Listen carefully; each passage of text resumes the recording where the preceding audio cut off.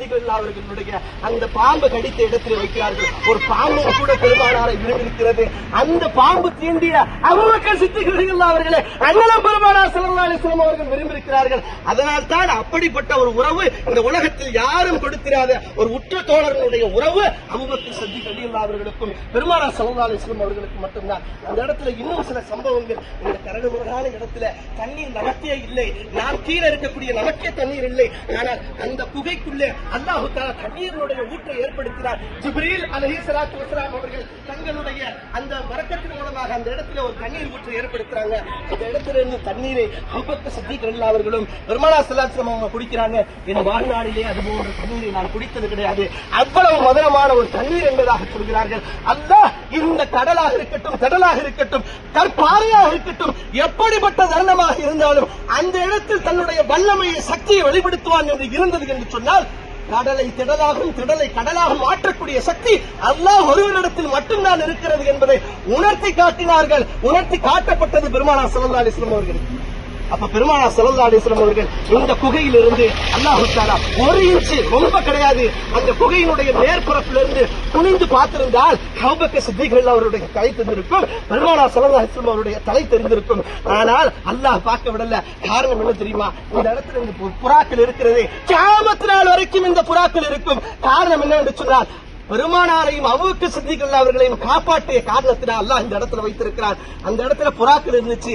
அதே போன்ற அன்கபூத் சிலந்தி வலைகள் பின்னப்பட்டிருந்தது. இந்த ரெண்டையும் பார்த்து விட்டு அவர்கள் சொன்ன வார்த்தை என்ன வார்த்தை சொல்றாங்க? அதாவது சிலந்தி வலை பின்ன இருக்குது, அதே போன்று புறாக்களும் இருக்கு. இந்த இடத்துல மனிதர்கள் வர்றதுக்கு வாய்ப்பே கிடையாது அப்படின்னா, சில நிமிடத்தில் சிலந்திக்கு அல்லாஹ் கட்டளையிட்டால் உன்னுடைய சக்தியை வெளிப்படுத்தி இந்த சிலந்தி வலைகளை ஏற்படுத்தி விடு. 1 நிமிஷத்துல வெளிப்பட்டுச்சு. அதே போன்று புறாக்கள் இந்த இடத்துல வந்து நிக்கப்பட்டது. அந்த இடத்துல இருந்து எந்த விதமான அசைவுகளும் இல்ல. பார்த்துட்டு அப்படியே திரும்பி போயிட்டாங்க. எந்த அளவுக்கு பேசியிருக்காங்கன்னா, ஒண்ணு நீ முகமதா இருக்கணும் அல்லது நான் முகமதா இருக்கணும்னு பேசக்கூடிய அளவுக்கு இருந்திருக்கு என்று சொன்னால், அப்ப எந்த அளவுக்கு அவர்கள் கண்டுபிடித்து வந்திருப்பாங்க. அப்ப மக்காவில் இருந்து அல்லாஹ் தஆலா மதீனாவுக்கு போறாங்க. மதீனாவுக்கு போன அந்த மக்காவுடைய காலகட்டங்கள் எப்படி இருந்துச்சு தெரியுமா? ரொம்ப கஷ்டமா இருந்தது. குஃபார்கள்லாம் வேதனைப்படுத்துறாங்க. இந்த கஷ்டத்தோட மதீனாவுக்கு போனாங்க. அவங்க வரவேற்பு எப்படி இருந்தது தெரியுமா?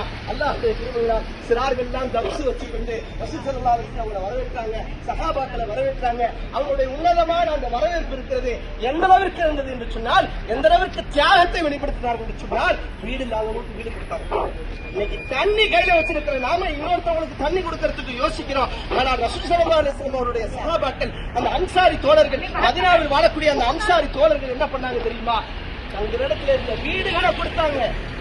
இன்னும் ஒரு ஹைலைட்டாக, இன்னும் ஒரு உச்சபட்சமாக, தங்களுடைய மனைவி மக்களை 2 மனைவி திருமணம் முடித்திருந்தால் ஒரு மனைவி ஹலாலான முறையில் தலாக் விடப்பட்டு அந்த மனைவி என்ன பண்ணாங்க? திருமணம் முடித்துக் கொடுக்கக்கூடிய அளவிற்கு அல்லாஹ் தஆலாவுடைய உள்ளமையை கொடுத்திருந்தால், அதுவெல்லாம் அவர்கள் செய்த மிகப்பெரிய தியாகம். இங்கிருந்து மக்காவிலிருந்து போன முஹாஜிரீன்கள், அங்க வரவேற்ற அந்த அன்சாரி தோழர்கள், இப்படி நிறைய வரலாறுகள் பொதிந்திருக்கக்கூடிய ஒரு அற்புதமான ஒரு இடத்திலே, காரே சௌர் என்று சொல்லக்கூடிய மிகப்பெரிய ஒரு இடத்தில் தான் தற்போது அதனுடைய அடிவாரத்தில் நாம் நின்று கொண்டிருக்கிறோம். அல்லாஹ் தஆலா அவர்கள் செய்த தியாகத்தையும் அல்லாஹ் நாம செய்யக்கூடிய உம்ராக்களையும் இந்த தியாகங்களையும் அல்லாஹ் கபூல் செய்திருவானாக.